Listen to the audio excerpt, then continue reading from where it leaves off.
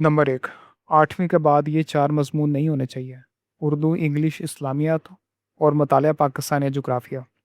صرف وہی بچے 8ویں کے بعد ان کو جاری رکھی جنہوں نے ان مضامین میں اسپیشلائزیشن کرنی ہو، یعنی اس میں کسی ایک شعبے میں جانا ہو۔ باقیوں کے لیے 8 سال ہی کافی ہیں ان مضامین کے لیے۔ یہاں لوگ اپنا پیٹ کاٹ کر فیسیں دے رہے ہیں، بچوں کو سخت موسم میں اسکول چھوڑنے جاتے ہیں، لینے آتے ہیں، ان کے یونیفارم خریدتے ہیں، اور بچہ وہاں کیا پڑھ رہا ہے؟ مطالعہ پاکستان میں کون کب پیدا ہوا، کب کب فوت ہو گیا، انگلش اور اردو میں شاعری سیکھ رہا ہے، چاہے اس کو موسم کا پھل کھانا نصیب نہ ہوا ہو۔ غربت اور زمینی حقائق کو سرے سے نظر انداز کر کے تعلیمی نظام اور کتابیں بنائی گئی ہیں۔ نمبر 2، اسلام پڑھانے سے پہلے عقل کا مضمون پڑھایا جائے، کیونکہ اسلام کو سمجھنے کے لیے عقل درکار ہے۔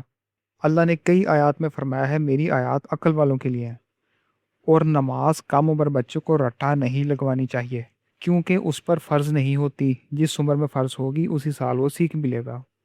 نمبر 3، شاعری عمومی طور پر اور مذہب والی شاعری خصوصی طور پر کم کر دی جائے کتابوں میں سے۔ جس طرح ہر بچے نے انجینئر یا ڈاکٹر نہیں بننا، اسی طرح سب نے شاعر نہیں بننا۔ جس نے بننا ہوگا وہ 8ویں کے بعد اس شعبے میں چلا جائے۔ اور دوسری بات یہ کہ یہ مذہب والی شاعری شرک کی وجہ بنتی ہے، اس لیے بھی اس سے بچنا چاہیے۔ نمبر 4، پاکستان کے تمام سرکاری اسکولوں میں، یعنی کہ تمام بورڈ جو ہیں، ان میں کم از کم یہ 3 کتابیں ایک ہی ہونی چاہیے: ریاضی، سائنس اور جغرافیہ یا مطالعہ پاکستان۔ باقی مضامین جس میں اردو انگلش آ جاتے ہیں، وہ اپنے علاقے کی زبان آتی ہے، وہ مضامین ہر صوبہ اپنے اپنے حساب سے بنانے کے لیے آزاد ہو۔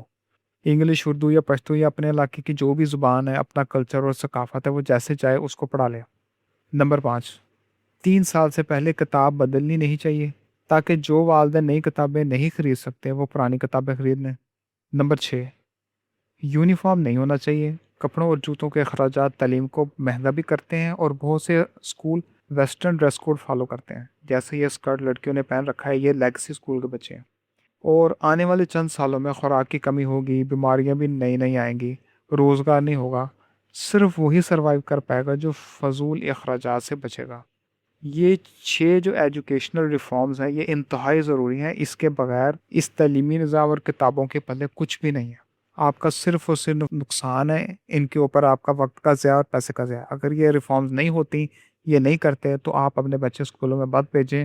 ان اصولوں کے تحت آپ ان کو ہوم اسکولنگ کروائیں۔